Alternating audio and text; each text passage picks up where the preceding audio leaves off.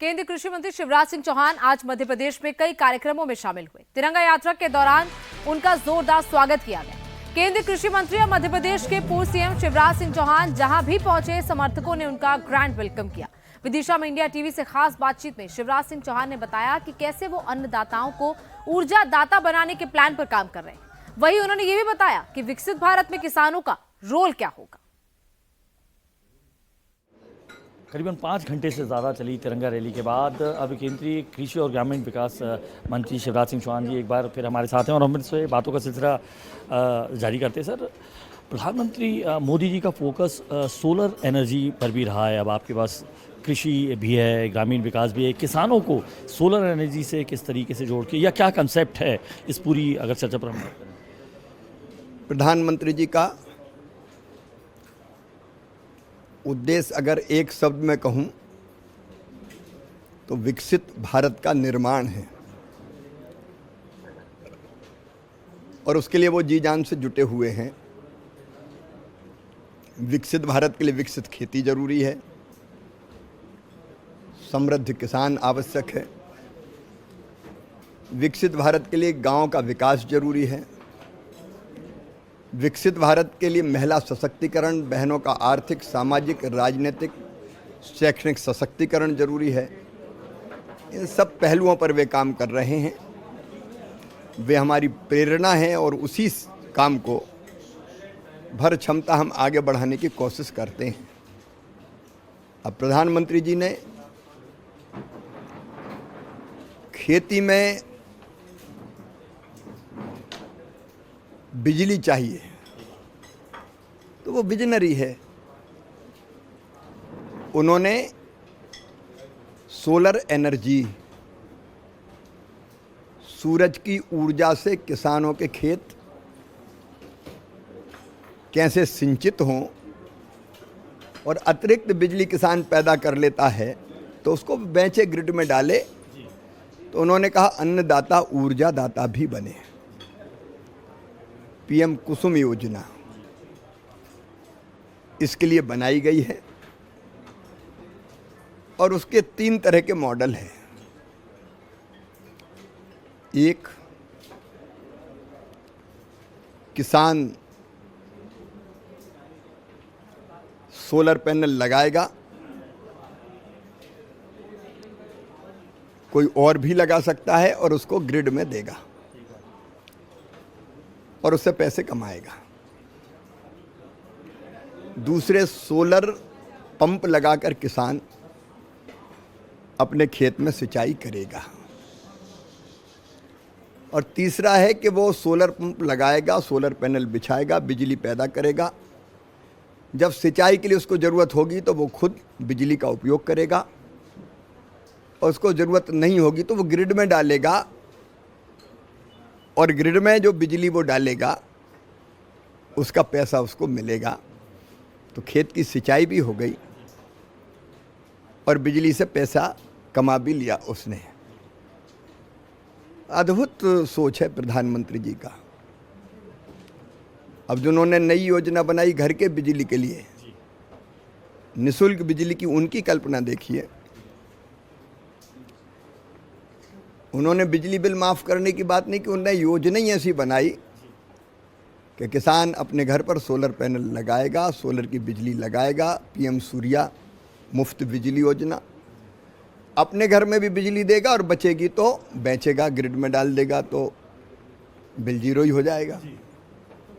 तो ऐसी अनेकों योजनाएं हैं जिस पर वे काम कर रहे हैं। हम उन योजनाओं को आगे बढ़ाने की कोशिश कर रहे हैं। शिवराज जी स्वयं किसान भी रहे, ऑर्गेनिक फार्मिंग की बात करते हैं, लेकिन अब इसके वृहद रूप में हम क्या देखेंगे? कृषि मंत्री के रूप में क्या स्वरूप ऑर्गेनिक फार्मिंग, नेचुरल फार्मिंग के लिए सोच? प्रधानमंत्री जी की तड़फ देखिए धरती बचाने की। वो तड़फ सामान्य नहीं है, असामान्य है। वो बेचैन हो जाते हैं और कहते हैं कि धरती को बचाना है आने वाली पीढ़ियों के लिए भी।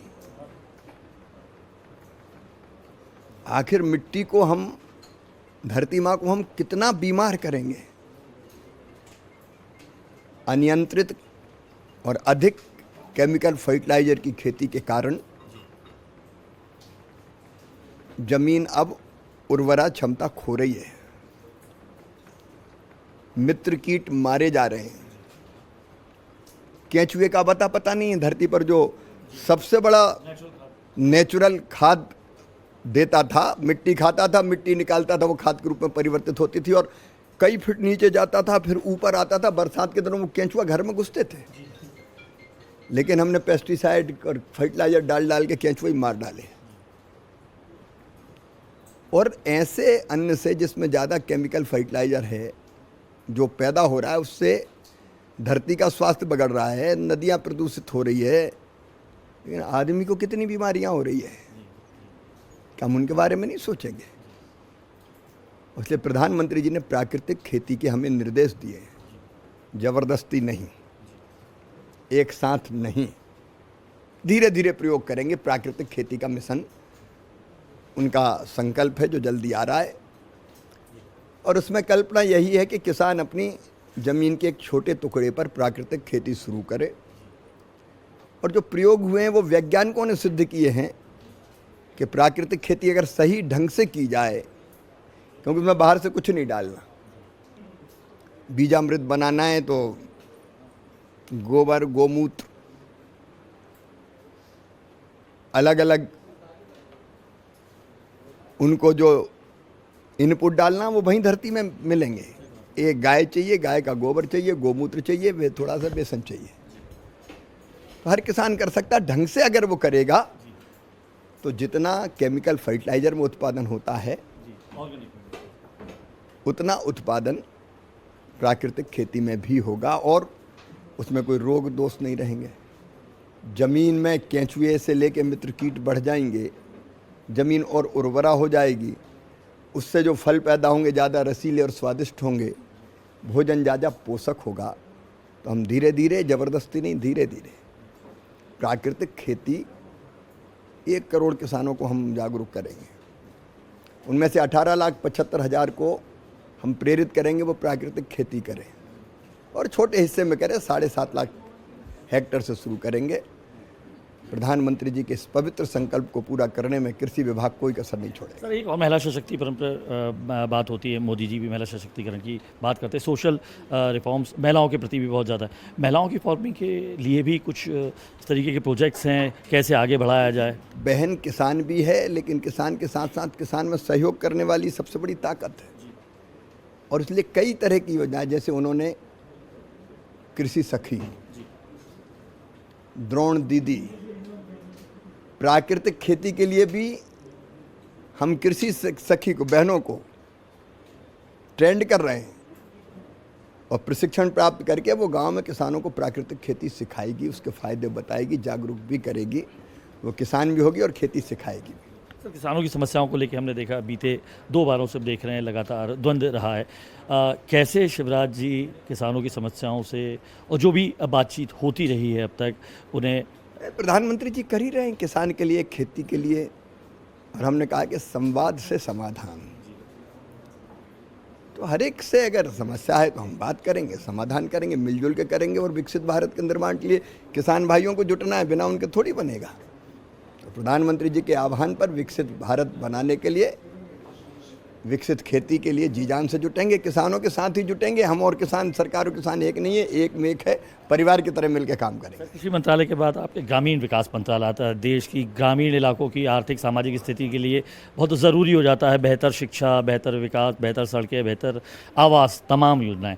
तो शिवराज सिंह चौहान का क्या रोड मैप है अपने उन ग्रामीण इलाकों के, समृद्ध ग्रामीण इलाकों की अगर हम बात करें विकास के लिए? प्रधानमंत्री जी ने पहले ही रोड मैप बनाया है। प्रधानमंत्री ग्राम सड़क योजना का 4था चरण शुरू करने वाले हैं, जिसमें बचे हुए गांव 2011 की आबादी, 2011 में जिनकी आबादी 500 हो गई, और जनजातीय क्षेत्रों में 250, वहाँ नई सड़कें बनेंगी। 2 करोड़ नए मकान ग्रामीण क्षेत्र में और 1 करोड़ शहरी क्षेत्रों में गरीबों के लिए बनाए जाएंगे। और केवल इतना ही नहीं, गांव में बहन भी समृद्ध हो तो लखपति दीदी योजना, जिसमें आजीविका मिशन और स्व सहायता समूह के माध्यम से वो इतना काम करेंगी अलग अलग ढंग के कि उनकी आमदनी 1 लाख रुपया प्रतिवर्ष हो जाएगी। ऐसी 1 करोड़ दीदी बन चुकी। 25 तारीख को प्रधानमंत्री जी महाराष्ट्र के जलगांव में जो अभी लखपति दीदी बनी उनको प्रमाण पत्र वितरित करने वाले हैं। फिर हमारे रोजगार के लिए उन्होंने जो तय किया है कि अधिकतम रोजगार कैसे सृजित हो, तो कौशल विकास का काम, और कौशल विकास के साथ साथ ग्रामीण क्षेत्र के छोटे छोटे दुकानदारों के लिए ग्रामीण स्ट्रीट वेंडर योजना, 10,000 रुपया देंगे छोटे व्यापारी को बिना ब्याज के, बैंक 10 वापस करेंगे तो 20,000, फिर 50,000, ताकि अपनी दुकान उनकी ठीक चल सके। ऐसे अनेकों प्रोजेक्ट पे लगातार काम चल रहा है। उनका संकल्प है गरीबी मुक्त गांव, और ग्रामीण विकास विभाग उस दिशा में जी जान से काम करे। आखिरी एक सवाल आ जाता है, लोकसभा में जब बात आती थी, वक्ता कौन है ऐसा वक्ता जिसे सुनने के लिए जो है जनता भी उद्वेलित रहती थी कि है अटल बिहारी वाजपेयी जी हुए, सुषमा स्वराज जी भी हुई, मोदी जी का भी जो है तमाम लोग इंतजार करते। अब शिवराज सिंह चौहान को सुनने के लिए भी है, उनका लगातार जब भाषण होते हैं तो ये मैं ऐसा मानूँ? मैं इस योग्य नहीं हूँ। मुझसे योग्य हमारे वरिष्ठ नेता हैं, उनमें से कई श्रेष्ठ बहुत अच्छे वक्ता हैं जो तथ्यों और तर्कों के साथ बात करते हैं। मैं तो कोशिश करता हूं कि हम तथ्य और तर्क ठीक रख पाएं। धन्यवाद।